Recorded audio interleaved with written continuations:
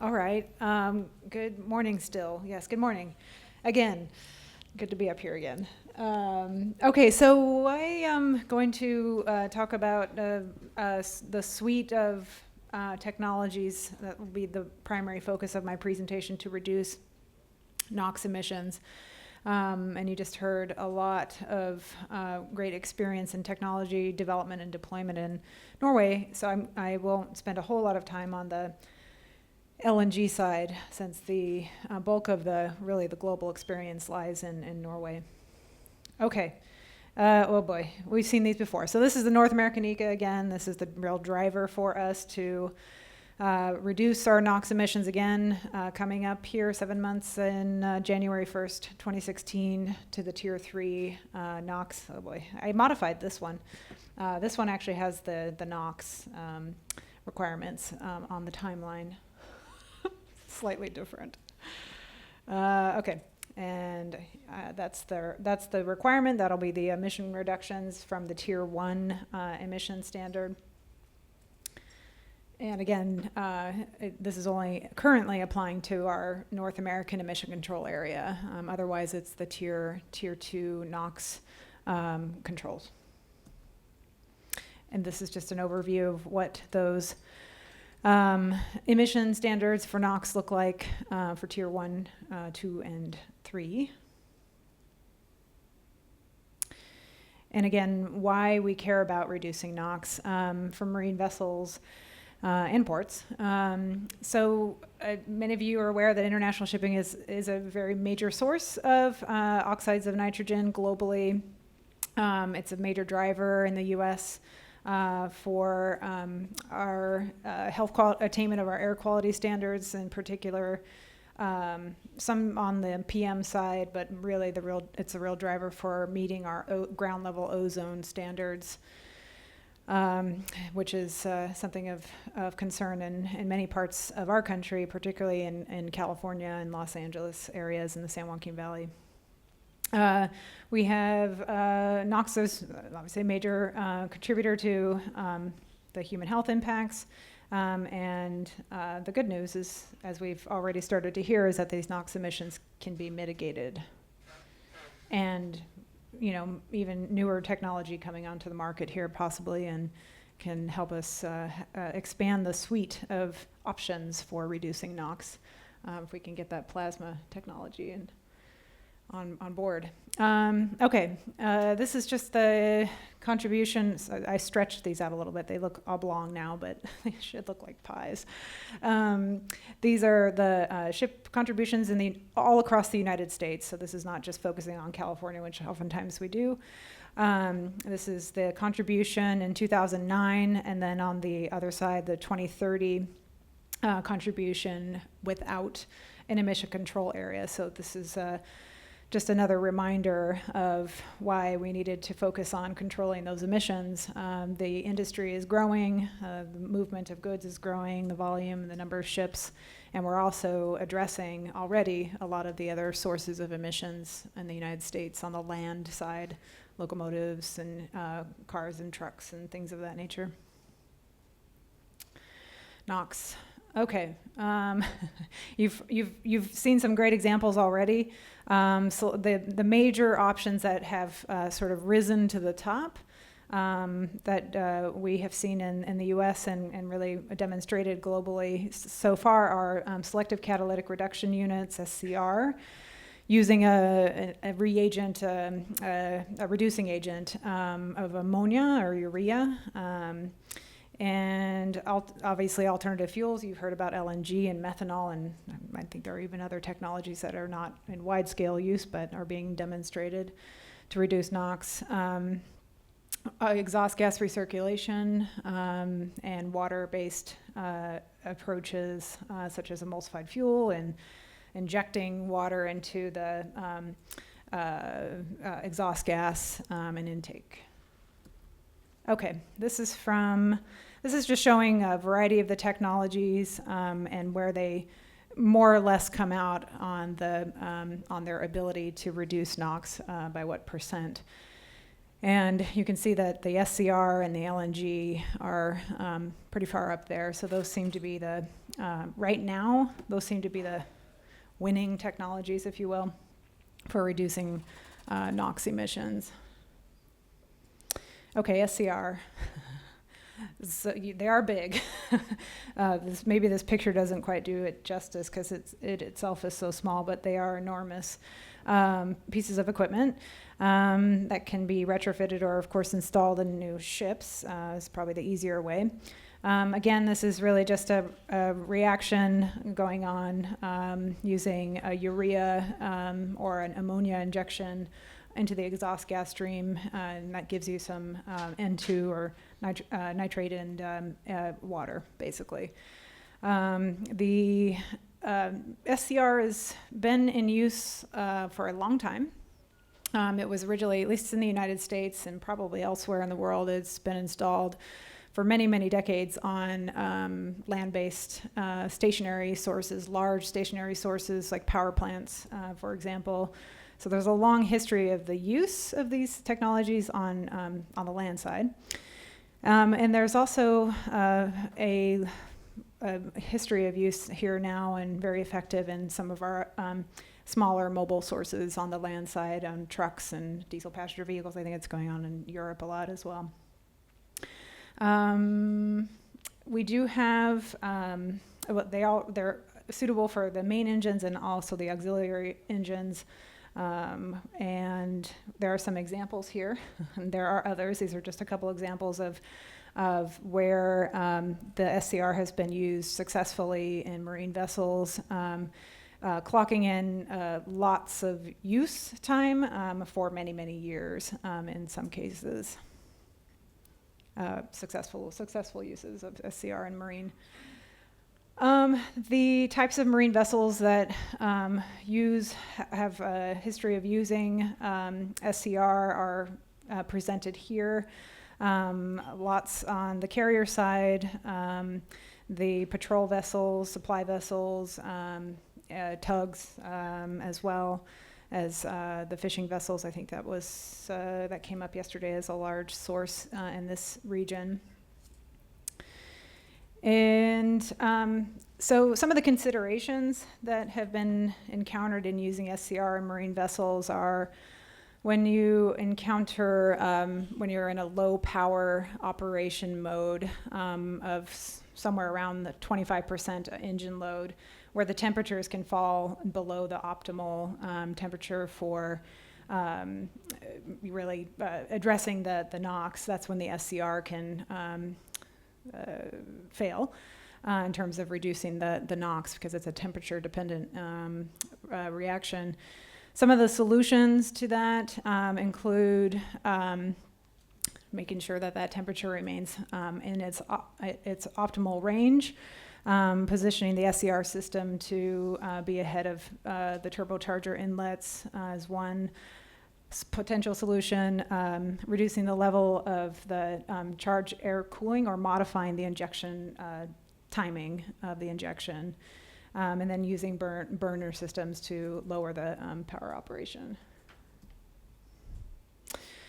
As a retrofit, we've heard this, I think, throughout today and maybe a little bit yesterday. As a retrofit, it's challenging because they're very large pieces of equipment, and I think we're all aware that the ships themselves have already are packed with engines and tanks and cargo and things like that, so it's hard to find space. But if space can be found, there are some sort of challenges and then recommendations for installing the tanks, for example, to house the aqueous, the urea solution that's used in the reaction. So segmenting the tanks, the existing fuel tanks is one option. I'd love to get some feedback on these too from the folks in the room that are actually in the field on this. Fitment with stainless steel or plastic urea tanks is another option. And on the, we've heard some issues about the actual production of urea and the availability of the urea.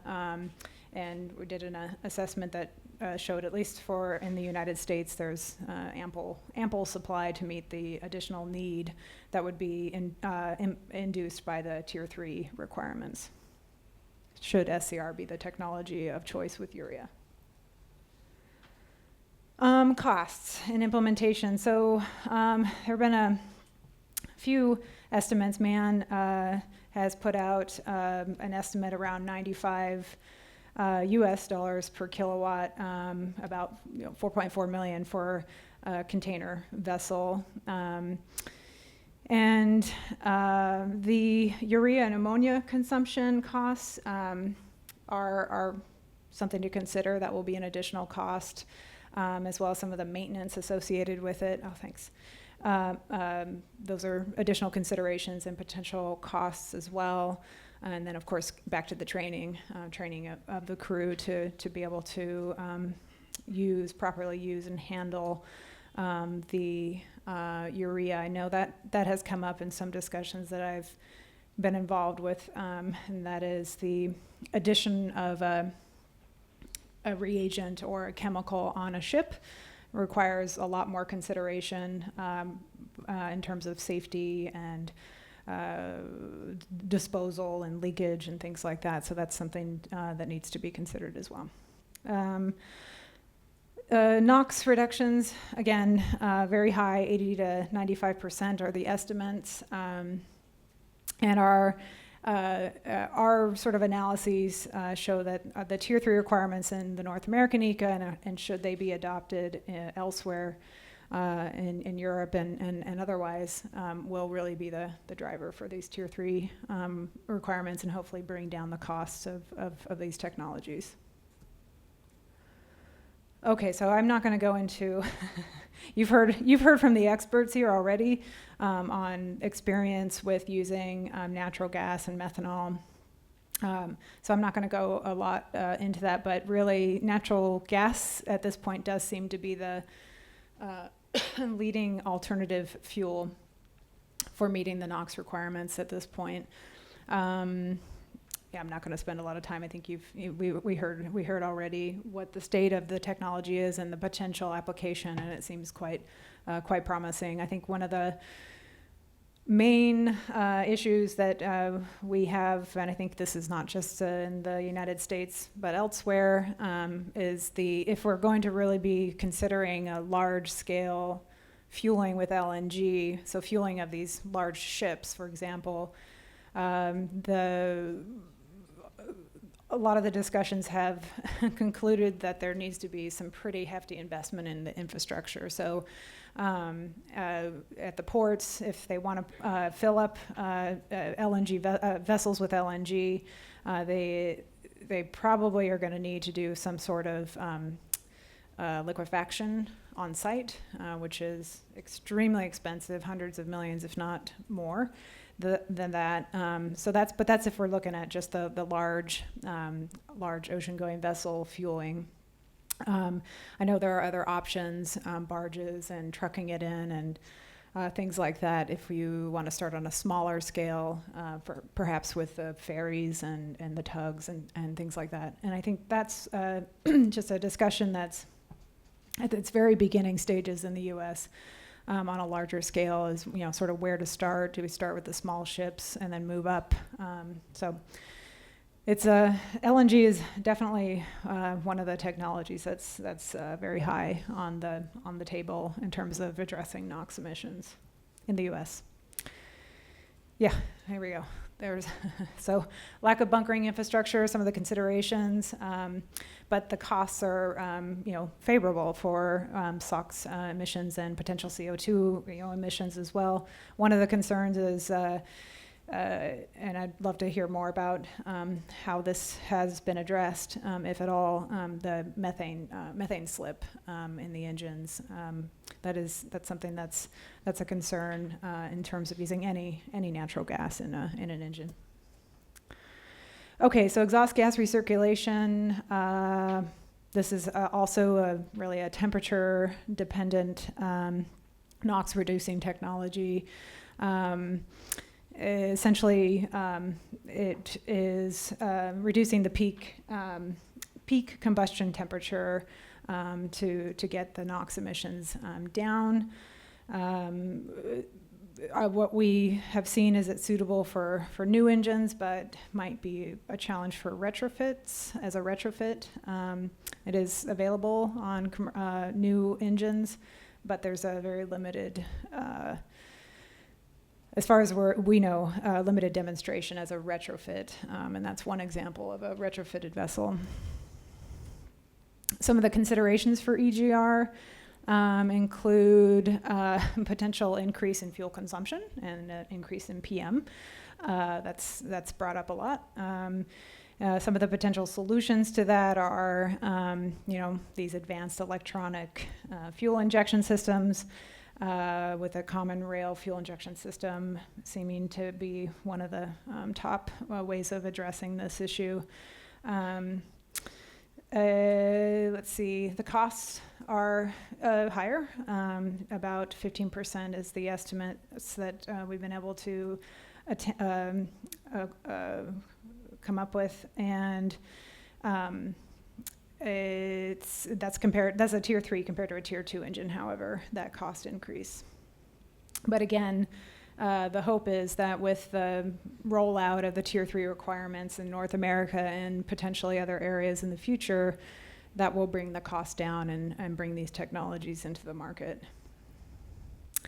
And then water-based technologies, I won't go into these, but these are some things that have been researched and demonstrated at a very small scale as far as we can ascertain. That includes emulsifying your fuel with water, injecting in the cylinder, or injecting in the intake air to control the temperature. Suitable for new engines and retrofits, but again, the considerations are there are very few demonstrations. I'd be very interested to hear from others here if there are demonstrations that have been successful in marine engines. I wasn't really able to ascertain costs because there's so little to draw from. But the emission reductions are variable, and this is one demonstration project that I'm aware of that had a decrease of 6% to 12% NOx, depending on the load of the engine and the water content. And so the main thing there, I think, main barrier is really it's such an early stage technology that we just need more data and more demonstrations to show its viability. And I just want to, of course, remind everybody why we're doing this. We're very interested in protecting public health and the environment. The lower, this right here is really that's the ozone. That's what we're getting at when we reduce the NOx. So we want to reduce that ozone on the coasts across the country because it's very harmful to human health when people are exposed to ground level ozone. And these are the benefits, specifically for the ozone reductions, or the NOx, the tier 3 NOx emission reductions from the North American ECA, projected out to 2020. So you can see that there will be some significant health and quality of life and productivity benefits from implementing the tier 3 NOx standards. And then the overall ECA, of course, has its combined benefits of particulate matter, SOx, and NOx reductions, with a 35-to-1 to a 90-to-1 investment. So return on investment. I think that's it. Thank you.